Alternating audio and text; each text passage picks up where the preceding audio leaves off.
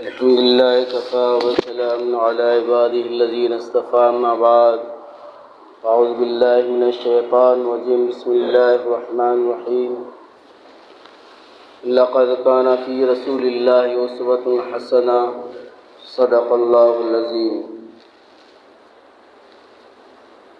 برادران محترم، بزرگوں اور بھائیوں،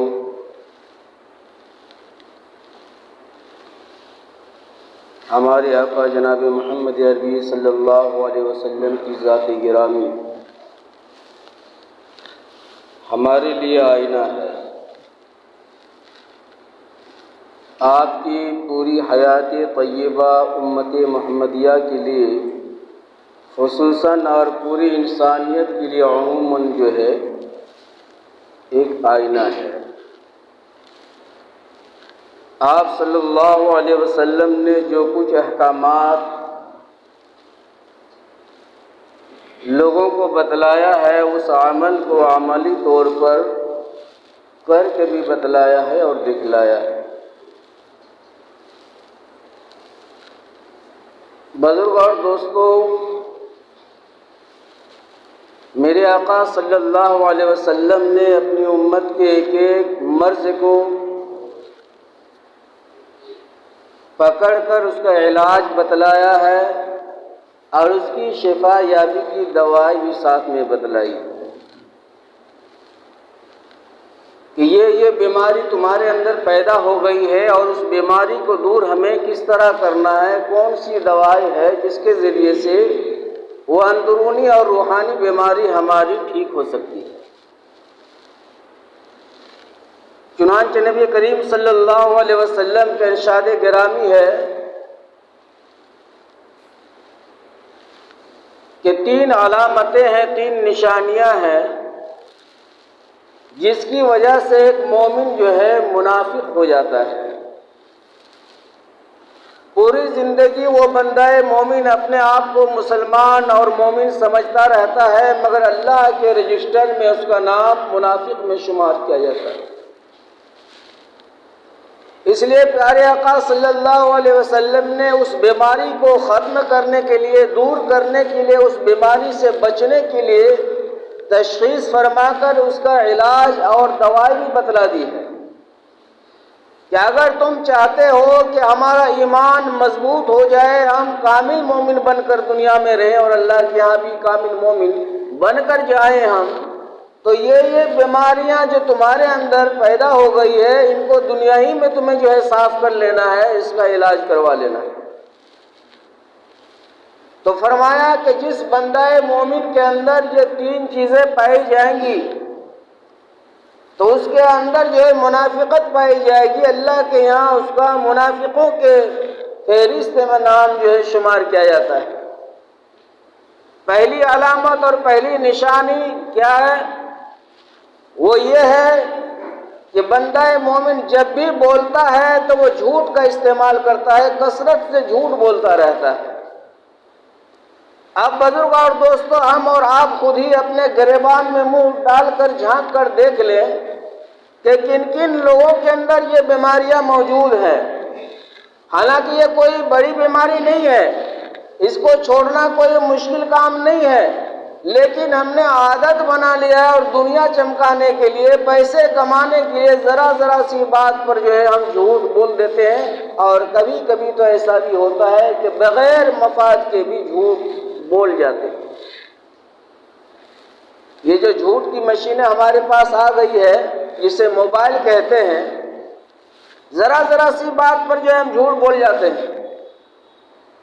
ہم اپنے گھروں میں ہیں اور بتلا دیتے ہیں کہ موڑ میں ہم کھڑے ہیں، ہم اپنے گھروں میں کھانا کھا رہے ہیں اور کہہ دیتے ہیں کہ ہم دکان میں ہیں، ہم دکان میں اور کہہ دیتے ہیں، جھوٹ بول دیتے ہیں کہ ہم مکان میں ہیں، وغیرہ وغیرہ۔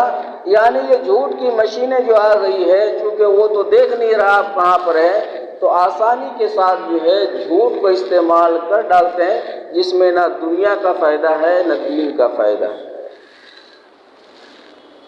ذرا توجہ کی طالب ہے آج کی تقریر، تھوڑا دھیان سے سنیے گا کہ 3 علامتوں میں سے پہلی علامت منافق کی یہ ہے کہ وہ جب بھی بولتا ہے تو جھوٹ کو استعمال کرتا ہے، بات باتوں پر جو ہے جھوٹ کا سہارا لیتا ہے، جھوٹ بولتا ہے۔ اسی بات پر ایک واقعہ یاد آ گیا کہ حضور صلی اللہ علیہ وسلم کے زمانے میں جو ہے نئے صحابی نیا اسلام قبول کیا اور حضور اقدس صلی اللہ علیہ وسلم کے دربار مبارک میں تشریف لایا اور عرض کیا، یا رسول اللہ صلی اللہ علیہ وسلم، میں تو مسلمان بن گیا ہوں لیکن کچھ شرارتیں، کچھ گناہ اور خطائیں ہمارے ساتھ ہیں جو میں کرتا ہوں، اور وہ 3 بڑے بڑے جو ہے گناہ ہیں جس کو میں انجام دیتا ہوں، لیکن میں آپ سے وعدہ کرتا ہوں کہ میں تینوں گناہوں کو چھوڑ دوں گا، توبہ کر لوں گا، لیکن شرط یہ ہے کہ ایک ساتھ نہیں چھوڑنا ہے، ایک ایک کر کے میں چھوڑوں گا، ایک ساتھ تینوں کو نہیں چھوڑ سکتا ہوں۔ اور یہ 3 بری عادتیں ہمارے اندر پائی جاتی ہیں۔ پہلی بری عادت اور بڑا گناہ یہ ہے کہ میں جھوٹ بولتا ہوں، کثرت سے جھوٹ کا استعمال کرتا ہوں، اور دوسری بری صفت ہمارے اندر یہ ہے کہ میں شراب بھی پیتا ہوں، میں شرابی ہوں۔ لیکن بار بار میں آپ سے کہتا ہوں کہ تینوں گناہ جو ہے ایک ساتھ نہیں چھوڑ سکتا ہوں۔ آج آپ کو جو بھی چھوڑوانا ہے میں آپ سے ایک ہی گناہ کا وعدہ کر سکتا ہوں جو آپ فرمائیں گے۔ آپ تیسرا گناہ یہ کرتا ہوں کہ میں زانی بھی ہوں، زنا بھی کرتا ہوں، جھوٹ بولتا ہوں، شراب پیتا ہوں اور زنا کرتا ہوں۔ یہ 3 بری عادتیں ہمارے اندر ہیں اور میں ایمان قبول کر چکا ہوں، اسلام قبول کر چکا ہوں۔ اب بتلائیے کہ ان میں سے کون سا گناہ، کون سی بری عادت آپ چھوڑنے کا حکم فرماتے ہیں؟ آج اللہ کے رسول صلی اللہ علیہ وسلم بہت دور تک نظر فرمایا کرتے تھے مستقبل کی طرف، اور امت کی جو بیماریاں ہیں ان کے اصل نبض پر ہاتھ رکھا کرتے تھے اور سمجھ جاتے تھے کہ ان 3 بیماریوں میں سے کون سی بیماری کا دوائی دی جائے جس کی وجہ سے تینوں بیماری ایک ساتھ ختم ہو جائے۔ اللہ کے رسول صلی اللہ علیہ وسلم نے ارشاد فرمایا کہ ٹھیک ہے، تم جو ہے آج سے وعدہ کرو کہ ہم جھوٹ نہیں بولیں گے۔ شراب چھوڑنے کی تلقین نہیں کی کہ شراب چھوڑ دو، یہ گندی بات ہے، مار دھاڑ اس میں کرتے ہو، گالی گلوچ بکتے ہو، تمہیں ہوش حواس نہیں رہتا ہے، شراب چھوڑ دو۔ یا زنا بری عادت ہے، خراب کام ہے، اللہ ناراض ہوتے ہیں، زنا چھوڑ دو۔ حضور صلی اللہ علیہ وسلم نے فرمایا کہ تم وعدہ کرو کہ آج سب سے پہلا کام یہ کرنا ہے کہ جو بری عادت تمہارے اندر جھوٹ بولنے کی ہے اس کو جو ہے ہمیں چھوڑ دینا۔ وعدہ کر لیا کہ ٹھیک ہے آج سے میں جھوٹ نہیں بولوں گا، اور وہ خوش ہونے لگا کہ چلو یہ تو آسان کام ہے، اس میں تو کوئی لذت کی بات تو ہے نہیں ہے، اگر شراب چھوڑنے بول دیتے تو مصیبت ہو جاتی ہے ہمارے لیے، زنا سے روک دیتے تو اس میں بھی پریشانی کافی ہو جاتی، لیکن جھوٹ ہی سے آپ صلی اللہ علیہ وسلم نے منع فرمایا۔ ٹھیک ہے کوئی بات نہیں، آج سے میں جھوٹ نہیں بولوں گا۔ اب وہ جو ہے اللہ کے رسول صلی اللہ علیہ وسلم کے ہاتھوں سے جو ہے وعدہ کر لیا کہ جھوٹ نہیں بولوں گا۔ اب شراب پینے کی باری آئی، اب وہ دل میں سوچنے لگا کہ اللہ اگر میں شراب پیوں گا اور حضور صلی اللہ علیہ وسلم کے مجلس میں جب ہماری حاضری ہوگی اور اتنا بڑا مجمع وہاں پر بیٹھا ہوا ہوگا تو حضور صلی اللہ علیہ وسلم جب ہمارا کارگزاری لیں گے تو میں کیا جواب دوں گا جب نبی کریم صلی اللہ علیہ وسلم پوچھیں گے کہ اے فلاں آج تو نے شراب پی تھی، تو میں کیا کہوں گا کہ پی تھی؟ اتنے لوگوں کے سامنے میں اپنا گناہ کا اظہار کرنا آسان بات نہیں ہے۔ ہر انسان کی ایک عزت ہوتی ہے، ایک شان ہوتی ہے، وہ نہیں چاہتا ہے کہ سارے لوگ ہمارے راز کو جو ہے جان لے اور ہماری برائی سے جو ہے واقفیت اسے حاصل ہو جائے۔ تو سوچنے لگا کہ اگر شراب پیوں گا اور حضور صلی اللہ علیہ وسلم کی مجلس میں جاؤں گا اور اگر نبی کریم صلی اللہ علیہ وسلم نے پوچھ لیا کہ شراب پی تھی تو میں کیا کروں، کیا کہوں گا، کیا جواب دوں گا اتنے لوگوں کے سامنے؟ نہیں پینا ہے، شراب چھوڑ دیا، نہیں پینا ہے۔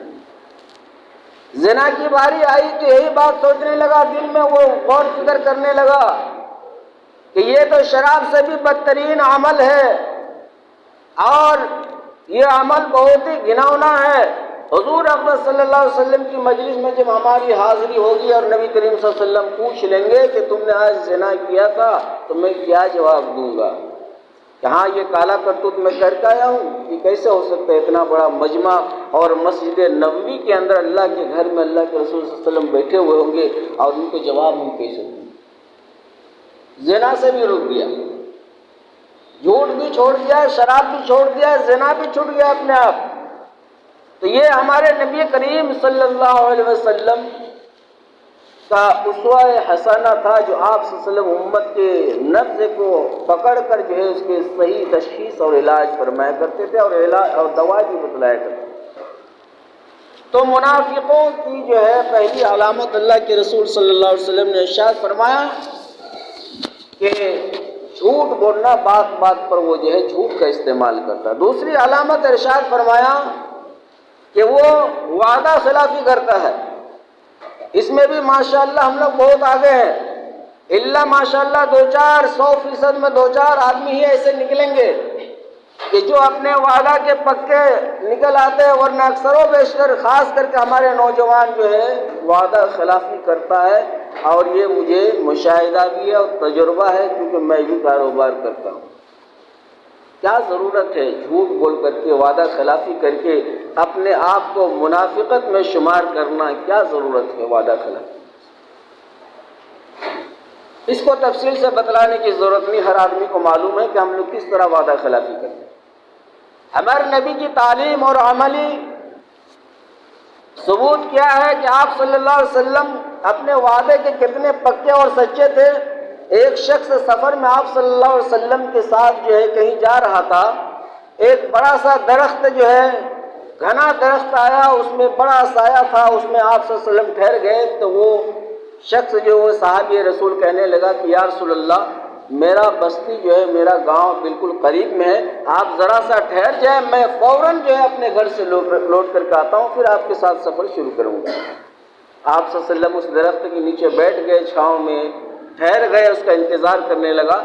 اور وہ صحابی رسول گھر جانے کے بعد الجھ گیا، کام میں مشغول ہو گیا، اور یہ وعدہ بھول گیا کہ میں کس کو روک کر کے آیا ہوں۔ 2-3 روز گزر گیا، 3 روز کے بعد اس کو اچانک یاد آیا کہ یار ہم تو حضور صلی اللہ علیہ وسلم کو فلاں جگہ چھوڑ کر کے آئے، وعدہ کر کے آئے کہ ہم فوراً ابھی آئیں گے، اور ہم گھر آنے کے بعد بھول گئے۔